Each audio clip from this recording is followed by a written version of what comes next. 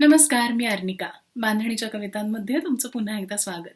एकंदर कवितांची वीण बांधणी याबद्दल आणखीन शोधाशोध करत असताना एका इंग्लिश कवी मनाच्या गणितज्ञाचं वाक्य माझ्या कानावर आलं. औद्योगिक क्रांतीच्या सुवर्ण काळात हिचा जन्म झाला. आज तिला जगातली सगळ्यात पहिली कम्प्युटर प्रोग्रॅम रायटर म्हणून ओळखलं जातं. अमेरिकन डिपार्टमेंट ऑफ डिफेन्सने तिच्यावरून एका प्रोग्रॅमिंग लँग्वेजचं नावही ठेवलं, एडा, ऑगस्टा एडा. तिचं लहानपणापासून गणितावर अगाध प्रेम होतं आणि तिला कविता फार प्रिय होती. ती म्हणायची की आपल्या अवतीभोवती असलेली सृष्टी समजून घेण्याचा आणि तिच्या जवळात जवळ जाण्याचा एक मार्ग म्हणजे गणित आहे.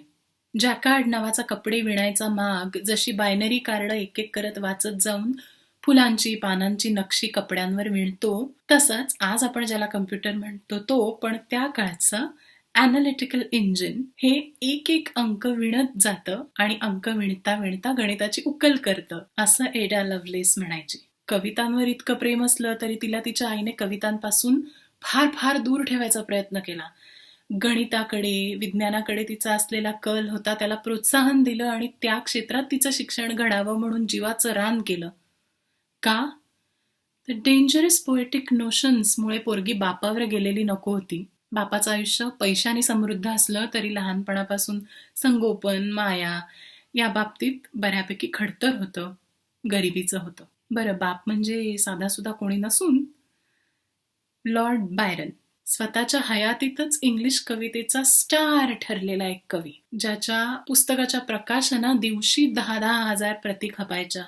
जेन ऑस्टन सारख्या प्रसिद्ध लेखिका आपापल्या पत्रांमधनं सांगायच्या एकमेकांना, जगात कुठेही असलो, कितीही मलूल वाटत असलं, दिवस कितीही वाईट जात असला तरी लॉर्ड बायरनच्या कविता वाचल्यावर जरा तरतरी येते, उभारी येते मनाला, असा तो लॉर्ड बायरन. बरं, मुलीने कवितेकडे वळू नये असं बायकोचंच म्हणणं होतं असं नाही. बायरनने सुद्धा एका पत्रात आपल्या बहिणीला कळवलं होतं की आता माझी मुलगी कशी असेल माहीत नाही, देव तिला जसं घडवायचं असेल तसं घडवू दे, फक्त कवी मन तिच्या वाट्याला येऊ नको दे, एवढीच माझी प्रार्थना आहे. या आठवड्यात एडा लव्हलेस आणि लॉर्ड बायरन यांची परत आठवण येण्याचं आणखीन एक कारण म्हणजे हॅरो गावात हॅरो स्कूल नावाची एक खाजगी प्रसिद्ध शाळा आहे.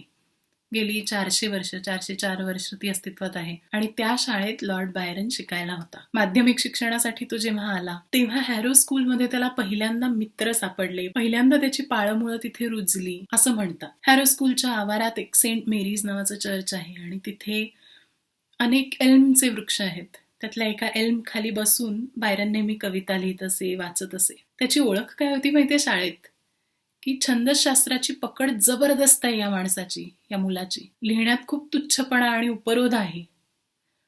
पण आता जेव्हा त्याचा अभ्यास करतात लोक तेव्हा म्हणतात की हॅरोत आल्यापासून त्याच्या लिखाणात, त्याच्या कवितेत मार्दव आलं, एक गोडवा आला. हॅरो शाळेशी त्याचे इतके घनिष्ठ संबंध होते की त्याची 5 वर्षाची मुलगी अलेग्रा जेव्हा गेली तेव्हा तिला सुद्धा हॅरोच्या आवारात पुरलं जावं, तिचं थडगं तिथे असावं अशी बायरननी इच्छा व्यक्त केली होती आणि आज ते तिथे आहे. एका संगमरवरी दगडावर बायरनने त्या एल्म खाली बसून लिहिलेली कविता हॅरोमध्ये लिहिली आहे. Spot of my youth, whose hoary branches sigh, swept by the breeze that fans thy cloudless sky, where now alone I muse, who oft have trod, with those I loved, thy soft and verdant sod, with those who scattered far perchance deplore, like me, the happy scenes they knew before. Oh, as I trace again thy winding hill, mine eyes admire, my heart adores thee still. Thou drooping elm, beneath whose boughs I lay, and frequent mused the twilight hours away, where as they once were wont my limbs recline, but without the thoughts which then were mine. How do thy branches moaning to the blast invite the bosom to recall the past, and seem to whisper as they gently swell, take while thou canst a lingering last farewell. English कवितेला सगळ्यात प्रिय असलेला हा छंद आहे बरं का. आयॅम्बिक pentameter म्हणतात त्याला. आयॅम्ब आमच्या ग्रीकमधनं झालेला शब्द आहे इयाम्वोस, 2 अक्षरांचा संच, ज्यात पहिलं अक्षर लघु असतं किंवा अनस्ट्रेस्ड असतं आणि दुसरं अक्षर गुरु असतं म्हणजे स्ट्रेस्ड किंवा लांबवलेलं असतं. इंग्लिशमध्ये ते म्हणायची पद्धत अशी, डडम. आपण कसं लगा म्हणतो, तर आयॅम्ब डडम पेंटामीटर 5 वेळा येतो. डडम डडम डडम डडम डडम. शेक्सपियरने अनेक कविता यात लिहिल्या. त्याची बरीच नाटकं याच छंदात आहेत. To be or not to be, that is the question. Da-dum, da-dum, da-dum, da-dum, da-dum. Alexander pope, तो म्हणजे आयम्बिक पेंटामीटर त्याच्या डाव्या हातचा खेळ होता. To err is human, to forgive divine, इत्यादी इत्यादी. मराठीत याच्या जवळ जाणारं कुठलं वृत्त आहे का हे मी शोधत होते. एक सापडलं, कलिंद नंदिनी नावाचं. लगा लगा लगा लगा लगा लगा लगा लगा. ही लगावली जरा जास्त वाढते पेंटामीटरपेक्षा, पण तत्व तेच. रुजू जरी दिलेस तू फुलायचेच राहिले, उन्हास श्रावणातल्या भिजायचेच राहिले. मला कुठे पसंत हा असा उदास चेहरा, मनात लाख आणले हसायचेच राहिले. फुले बरीच ओवली तरी नहार साधला, तळाकडे सुतास गाठ द्यायचेच राहिले. नव्या घरात येऊनी कितीक काळ लोटला, जुन्या घरील नाव ते पुसायचेच राहिले.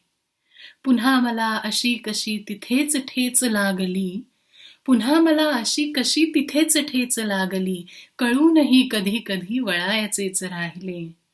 तुला नको असून मी उगा कशास तेवलो, क्षणात फुंकरीत त्या विझायचेच राहिले.